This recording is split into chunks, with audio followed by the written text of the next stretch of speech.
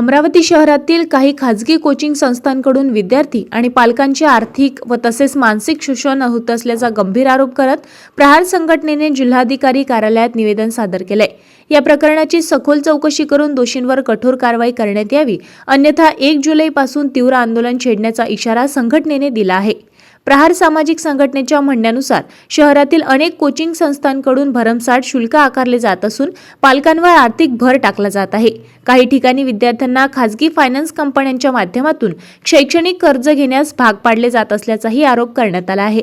याशिवाय स्पर्धा परीक्षा आणि शैक्षणिक अभ्यासक्रमांमध्ये 100% यशाची हमी, आकर्षक निकाल आणि दिशाभूल करणाऱ्या जाहिरातीद्वारे विद्यार्थी व पालकांची फसवणूक केली जात असल्याच्या मुद्द्यांनाही संघटनेने उपस्थित केले। दरम्यान अलीकडेच लखनौ येथे घडलेल्या भीषण आगीच्या घटनेचा संदर्भ देत संघटनेने कोचिंग संस्थांमधून सुरक्षिततेचा प्रश्नही ऐरणीवर आला आहे।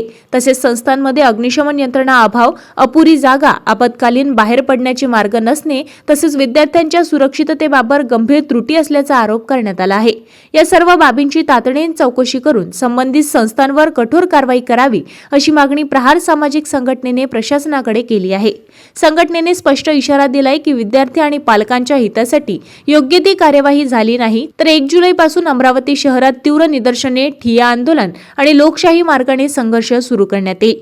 आंदोलनामुळे निर्माण होणाऱ्या कायदा व सुव्यवस्था परिस्थितीची संपूर्ण जबाबदारी प्रशासन आणि संबंधित संस्थांची राहील असेही संघटनेने निवेदनात नमूद केले। विद्यार्थ्यांच्या भविष्याची खेळणाऱ्या आणि सुरक्षिततेच्या नियमांचे दुर्लक्ष करणाऱ्या संस्थांवर कठोर कारवाई झालीच पाहिजे अशी ठाम भूमिका प्रहार सामाजिक संघटनेने घेतली आहे। जिल्हाधिकारी साहेबांना जे प्रायव्हेट कोचिंग क्लासेस आहे तिथे त्या कोचिंग क्लासेसवर कोणताही निर्बंध नाही आहे। कोचिंग क्लासेसच्या माध्यमातून विद्यार्थ्यांचं आर्थिक शोषण होत आहे।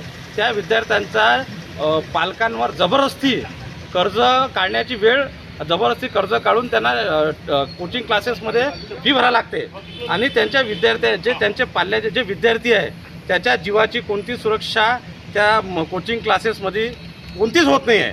या संदर्भात आता लखनौमध्ये 15 विद्यार्थी एका कोचिंग सेंटरचे मरण पावले, त्याचा जाहीर निषेध आज प्रहार संघटनेच्या वतीनं करण्यात आला आहे। आणि अमरावती शहरात जेही कोचिंग क्लासेस आहे तिथे जिल्हाधिकारी कार्यालयातर्फे तिथे सर्वांची चेकिंग झाली पाहिजे, त्यांच्यावर निर्बंध लादले पाहिजे, विद्यार्थ्याचं शोषण झालं नाही पाहिजे, त्यांच्या जीवाची सुरक्षा झाली पाहिजे।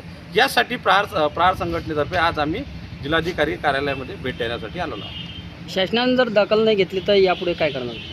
1 जुलैला सर्व ज्याही कोचिंग क्लासेस आहे तिथे प्रहार संघटनेतर्फे 1 जुलैपासून आम्ही आंदोलन, तिथे धरणे आंदोलन आम्ही 1 जुलैपासून ज्या प्रायव्हेट कोचिंग क्लासेस आहे तिथं बेजबाबदारपणा आहे, तिथं लूट आहे विद्यार्थ्यांची, तिथं विद्यार्थ्यांच्या जीवाची सुरक्षा नाही आहे, अशा ठिकाणी आम्ही 1 जुलैपासून आंदोलन चालू करणार आहोत।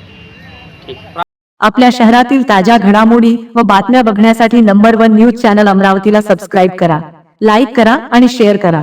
संपर्क करा संपादक नितीन पाटील मुळे। संपर्क क्रमांक 9921589663।